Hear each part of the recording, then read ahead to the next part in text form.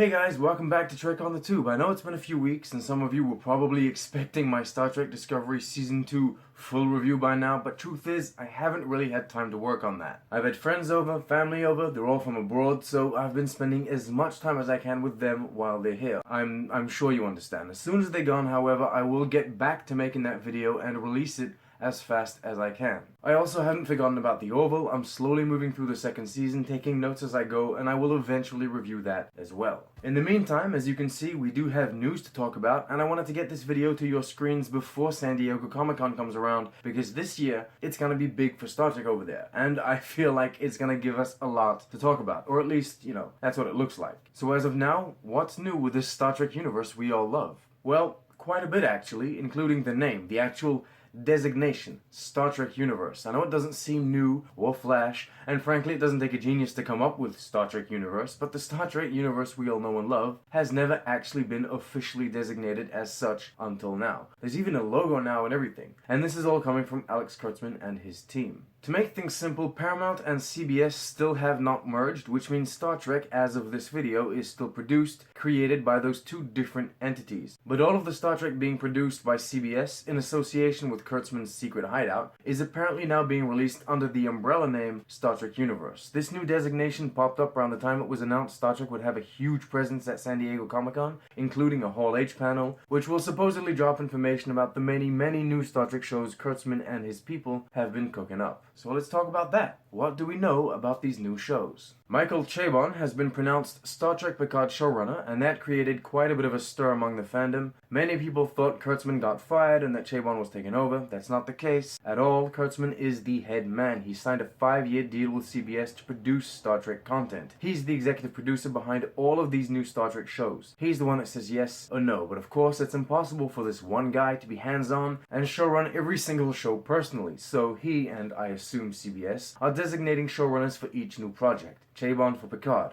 Leopold and Kim for Section 31, Paradise for Discovery, Mike McMahon for Lower Decks. This isn't really news. I mean, especially if you follow my channel, I've talked about all of this before, but for some reason, the powers that be decided that they needed to announce Chabon as showrunner. Maybe it's to convince those who dislike Discovery that Picard is under different management. I don't know. Moving on to Brent Spiner, there was a rumor he was supposed to come back to Star Trek and be a part of Picard, but the original article was deleted, and since then we've had no additional information. Some seem to believe the rumor is true and the article was pulled as not to spoil anything. Others affirm it's just fake news. I'm in no real position to say, but I mean, if I were to pronounce myself, it would probably be somewhere along the lines of don't count on it. People have also been asking Kate Mulgrew if she'd return to Star Trek, either as part of Picard or as the main of her own show. I'll link one of those interviews in the description so you can check out her answers for yourself. If you don't want to, it's fine. I'll just leave you with another don't count on it. Final words about Picard. Here's a quote from Kurtzman that I find inspires confidence in the future show.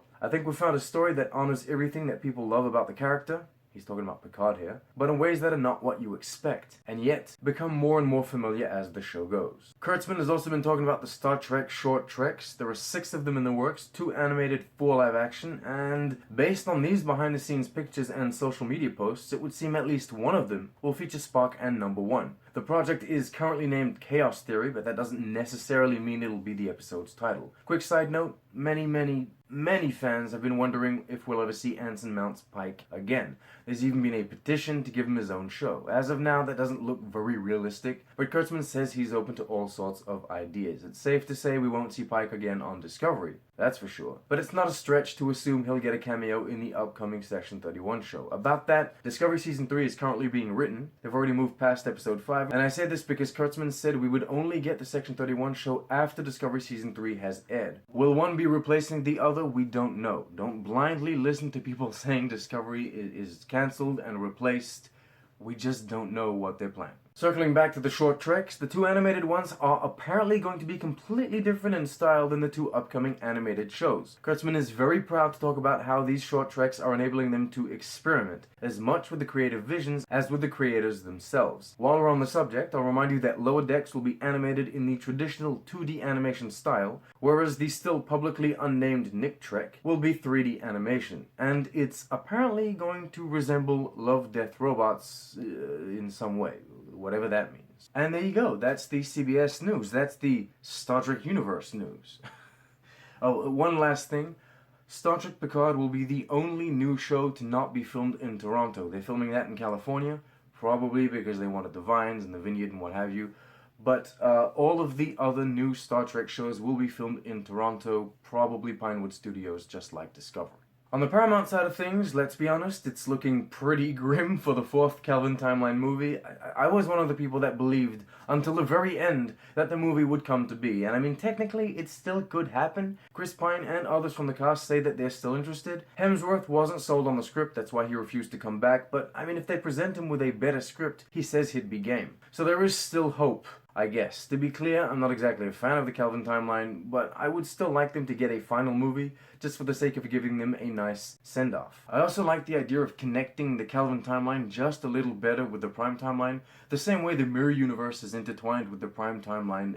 I don't know, it would be nice to see that in a final movie. Anyway, as I said, Hemsworth wasn't happy with the script he was presented, and that's why he passed on the project. That, and apparently they weren't paying him enough. Although, now that Men in Black International has completely flopped, proving simultaneously that Hemsworth's opinion when it comes to scripts is worthless, and also his presence is not enough to make a boring movie work, maybe he'll be more inclined to come back to a distinctively more successful franchise before his popularity starts to waver. So in this Kelvin Timeline segment, let's talk about this. It is a new Blu-ray 3-movie box set you can purchase. I think it has 9 discs or something, 3 movies, 6 bonus content. Look, I'm not exactly one to talk about these kind of things in my news videos because I don't work for Paramount or CBS. And even if I love Star Trek and I want it to be successful, I don't know how I would feel about constantly advertising their products. Also, if I were to talk about every single piece of merch they try to push out the door, I'd have my work cut out for me. There are 2 reasons why I made the exception here, though. The first being, if there are indeed no more Kelvin Timeline movies after Beyond, now would seem like a good time to buy what seems like a pretty cool box set. The second being, it's the first piece of home media to actually feature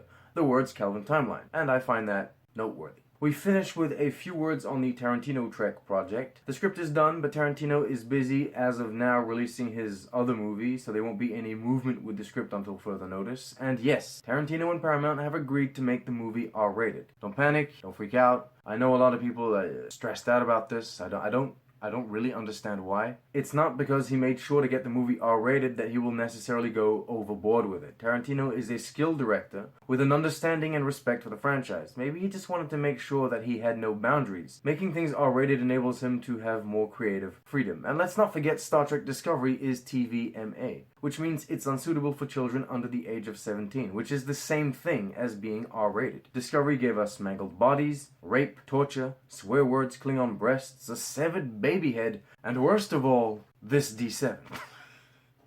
I'm sorry, okay, I'm sorry, I just wanted to crack a joke. All I'm saying is, don't go crazy about this. Just wait and see what they deliver.